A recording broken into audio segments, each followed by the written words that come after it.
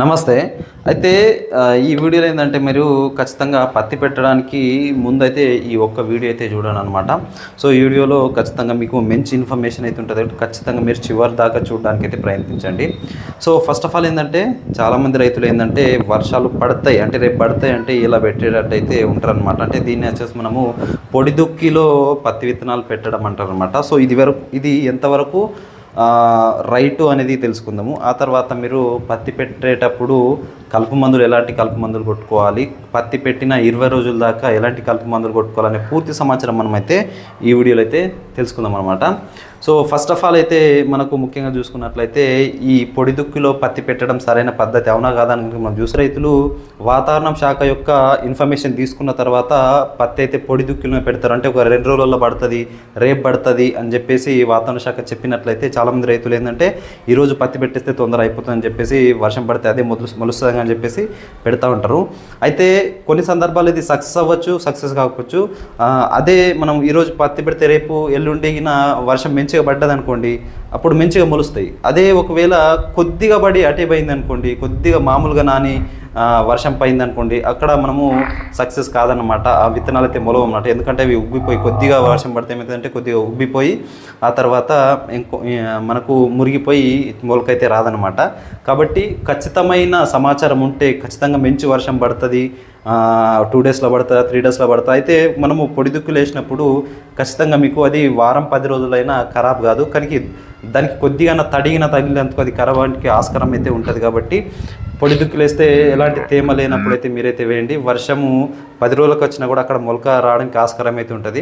అయితే కొన్ని సందర్భాల్లో పొడి దుక్కి చేసేటప్పుడు ఏమవుతుందంటే హీట్ అనేది ఎక్కువగా ఉన్నప్పుడు కూడా జనరేషన్ శాతం అనేది తగ్గిపోతుంది. కానీ ఈ సంవత్సరం అయితే మన భూమిలో అయితే ఎక్కువ హీట్ అయితే లేదు. ఎందుకంటే ఆల్రెడీ వర్షాలు పడిపోయినాయి కాబట్టి చాలా చల్లదనం ఉంది, వాతావరణం కూడా చల్లగా ఉంది. కాబట్టి మీకు ఆ జనరేషన్ పర్సెంటేజ్ అనేది తగ్గడానికి ఆస్కారం అయితే లేదు. ఈ సంవత్సరం గురించి చెప్తున్నాను. ఈ సంవత్సరం అంటే మనకు ఈ వీడియో అయితే నేను జూన్ 5వ డేటు 2025లో తీస్తా ఉన్నా. ఇదైతే మీరైతే డేట్ గుర్తుపెట్టుకోండి. ఈ సంవత్సరము వర్షాలు ఆల్రెడీ పడ్డాయి కాబట్టి వాతావరణం చల్లగా ఉంది కాబట్టి భూమి వాతావరణం చల్లగా ఉంది కాబట్టి జనరేషన్ పర్సెంటేజ్ తగ్గడానికి ఆస్కారం అయితే లేదన్నమాట. అయితే పొడి దుక్కి చేసేటప్పుడు ఖచ్చితంగా మంచి వాతావరణం ఇన్ఫర్మేషన్ తీసుకున్న తర్వాత చేస్తే సక్సెస్ అవ్వడానికి ఆస్కారం అయితే ఉంటుంది. పత్తి పెట్టేటప్పుడు తీసుకోవాల్సిన జాగ్రత్తలు మనం చూసుకున్నట్లయితే పత్తి పెట్టేటప్పుడు ఏమంటే మనకు కలుపు రాకుండా పెండి మితాలిన్ అనేది కొడతా ఉంటారు చాలామంది రైతులు. అయితే అలా కొట్టినప్పుడు చాలా సందర్భాలు 90% రైతులకు అది పనే చేయదనమాట. సో ఎందుకంటే దానికి కరెక్ట్ మేనేజ్మెంట్ అయితే చేయరనమాట. ఎందుకంటే మనం చూసుకున్నట్లయితే పత్తి పెట్టిన 48 గంటల లోపు కొట్టాల్సి ఉంటుంది. కొందరు రైతులు ఏమంటే పత్తి పెట్టడానికి ముందే కొట్టేస్తూ ఉంటారు. అట్లా ముందే కొట్టేసినప్పుడు ఏమవుతుందంటే ఆ పొర అనేది చిక్కిపోతుంది అనమాట. యాక్చువల్లీ అది ఎలా పనిచేస్తుందంటే మనం పత్తి పెట్టిన తర్వాత పొర ఏర్పడడానికి మనం కొడుతూ ఉంటాము.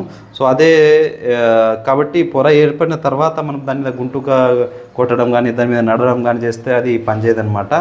ఇంకోటి ఏంటంటే కరెక్ట్ డోస్ అయితే కొట్టాల్సి అయితే ఉంటుంది.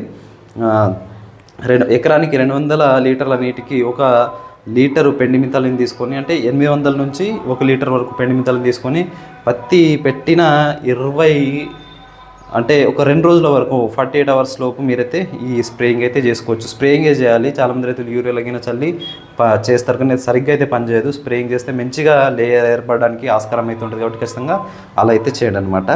ఆ తర్వాత మీరు ఇట్లా చేస్తే సరిగ్గా పనిచేస్తే మాత్రం ఒక 15 రోజుల దాకా ఎలాంటి కలుపు అయితే రాదు. కానీ 99% వరకు రైతులు ఈ దాంట్లో పెండిమితాలిన్ స్ప్రేయింగ్ విషయంలో ఫెయిల్ అవుతూ ఉంటారు. ఇంకోటి ఏంటంటే ఇది స్ప్రే చేసేటప్పుడు ఖచ్చితంగా మంచి తడి ఉండాలి. మంచిగా తడి ఉంటేనే ఆ లేయర్ ఏర్పడడానికి ఆస్కారం అయితే ఉంటుంది. పొడిలో అయితే ఆ లేయర్ ఏర్పడదు, కలుపు ఖచ్చితంగా వచ్చేస్తుంది అనమాట. సో ఇంకోటి ఏంటంటే మనము ఏదైతే మొలకలు మొలిచిన తర్వాత కూడా కలుపు వస్తూ ఉంటుంది కదా, అలాంటి సందర్భాల్లో మీరు పత్తి మొలిచిన 15 రోజుల లోపే మీరైతే ఈ ఏదైతే 15 నుంచి 20 రోజుల లోపు మీరైతే ఎజిలిట్విడ్ లాంటిది అయితే కొట్టుకోవాల్సి అయితే ఉంటుంది. ఈ ఎజిలిట్విడ్ అంటే మన పత్తి మొలక 2 ఆకులు ఉన్నప్పుడు కొట్టచ్చు. ఆ తర్వాత గడ్డి ఏదైతే కలుపు ఉంటుంది అది కూడా మనకు 2 ఆకులు ఉన్నప్పుడే కొడితే మంచిగా సమర్థవంతంగా చనిపోవడానికి ఆస్కారం అయితే ఉంటుంది. కొద్దిగా పెద్ద 4 ఆకులు 8 ఆకులు అయిందనుకో ఆ కలుపు అయితే ఖచ్చితంగా మీరు ఎంత ఎక్కువ డోస్ వేసి కొట్టినా కూడా సావదు.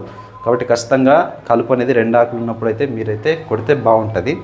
సో ఇంకా దీని గురించి పూర్తి వివరాలు నెక్స్ట్ వీడియోలో అయితే మాట్లాడుకుందాము. ఏ మందులు ఉన్నాయి మనకు ఎజిలిట్విడ్ లాంటి, ఎలాంటి టెక్నికల్స్ ఉంటాయి, ఎంత డోస్ కొట్టాలి, ప్రాక్టికల్గా నా చేనులో కూడా నేను చేసి చూపిస్తాను. కాబట్టి ఖచ్చితంగా నెక్స్ట్ వీడియోలు చూస్తూ ఉండండి. ఇంకోటి ఏంటంటే ఈ సంవత్సరం మీకు పత్తి పంటలో మంచి కొత్త కొత్త మందులు తేవడానికి ప్రయత్నిస్తున్నాం. లాస్ట్ ఇయర్ మనము ఆల్ క్లియర్ కూడా ఇవ్వడం జరిగింది, భీమా ఇవ్వడం జరిగింది, ఆ తర్వాత న్యూట్రియన్స్ ఇవ్వడం జరిగింది, మీకు పురుగు మందులలో మనకు అగ్ని ఇవ్వడం జరిగింది. ఇట్లా అనేక రకాల మందులు మంచి మంచి టెక్నికల్ ఉన్న మందులు మీకైతే ఇవ్వడం జరిగింది. ఈ సంవత్సరం కూడా ఇంకా కొత్త మందులు ఇంట్రడ్యూస్ చేస్తూ ఉన్నాం. కాబట్టి ఖచ్చితంగా మన ఛానల్ని ఫాలో అవుతూ ఉండండి. ఈ వీడియోని మీ ఫ్రెండ్స్తో షేర్ చేయండి. Thank you.